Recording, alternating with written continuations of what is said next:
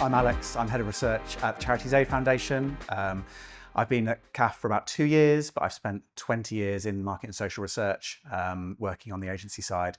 And yeah, the World Giving Report is the biggest project that I've ever worked on.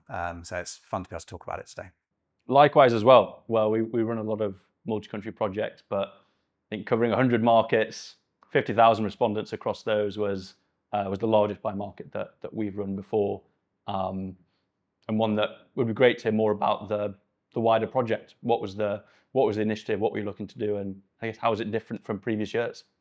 When I started at CAF a couple of years ago, it was really obvious that super high level information, it didn't give us what we wanted. We needed to understand more about generosity in order to be able to encourage stronger civil society around the world, encourage more donations. But I think we were kind of stuck at the surface level. So the goal for me and the team with this project has been to deepen that understanding.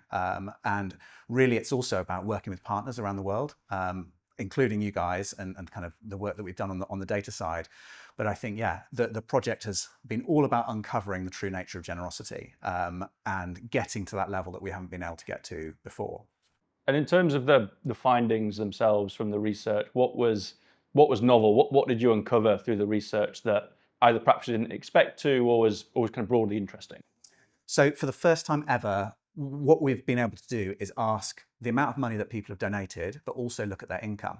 So whereas previously we just looked at whether they had or hadn't donated, we've actually now got a proportion of income donated for all of those 101 countries. So that means that we can compare like for like richer countries and poorer countries. And it's about the amount of money from their income that they're giving away. So a true measure of generosity. And that means you can see actually, European countries traditionally, and obviously they give away a lot of money in terms of amount, but in terms of the proportion of their income, it's really not a lot compared to the rest of the world.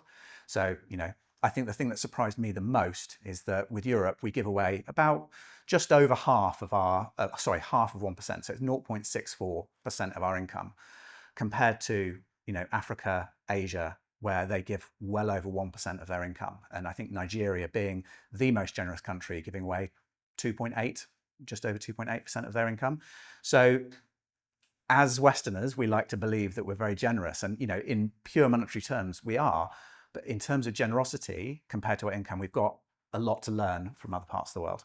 Having worked in research for as long as I have, I've seen both sides of the coin, the agency side and the kind of client side.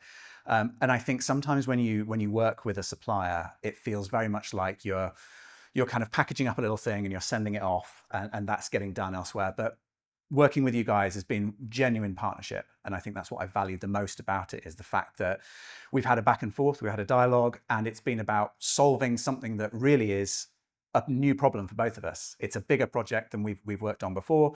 And with that, with working in 101 different markets, you've got all the challenges around currency, around language, all of these things that you don't know the answer to until you get stuck into them. And I think what I've really valued is the fact that we've solved those as we've gone along. You guys have been really honest with me about what is in scope, what's out of scope, and therefore where CAF needs to get more or less involved. I think one of the things that I've been most impressed about with Focaldata with this work is that we did 101 countries. Now, in terms of online research, that is really stretching the upper bounds of what's possible. And hopefully in the next few months, we'll have a chat about whether we can push that even higher for next year, which is really exciting. But I know that we've had loads of challenges and kind of things to overcome in terms of translations, in terms of how we capture currencies and things like that. So I'm just interested a little bit, behind the scenes as to how you guys really made that process smooth. There's kind of an obvious answer first of all here, and the kind of a broader, kind of more detailed answer. The first, in terms of kind of data collection and online data collection being possible across this many markets. The first is that online research is becoming more prevalent. There are more and more markets where access to the internet, access to smartphones is far greater, and that is accelerating. That brings on the table markets that even 5-10 years ago, it would not have been possible at all to run online research. That's the first thing. The second thing is that with the technology that Focaldata has developed, it means that through our survey platform, where we collect all our data, we can access directly market research panels in 120 markets globally. So it's all through the same platform, it's all through the same marketplace of panels, and it means that it is as easy to run a survey in Croatia as it is Ghana, as it is Canada. And it unlocks this type of research and this scale of research in a way that simply hasn't been possible before. The other side of it is in terms of the methodology and the details, and in terms of designing a survey instrument that will successfully capture data in Sierra Leone, in Mali, across all these markets. And the way that is done, first of all, is through a large amount of desk research. It's looking across these markets, it's understanding the currencies, it's understanding the local context, even in terms of things like how is income measured. The second part of it then, which is a significant challenge, is the one around kind of quality control and ensuring that the data is reliable and that we're confident in using it. So throughout the survey, there will be a range of attention check questions. There'll obviously be your flatlining questions, your speeder checks. All these checks will combine to make sure that we can trust that the person answering the survey is paying attention, is a real person as well, is the other part of this. And then once we've done that, looking at the overall averages for income, looking at the average donation size as a proportion of income, and just understanding, is this data representative? Does this data stack up with the official population data sources in these markets?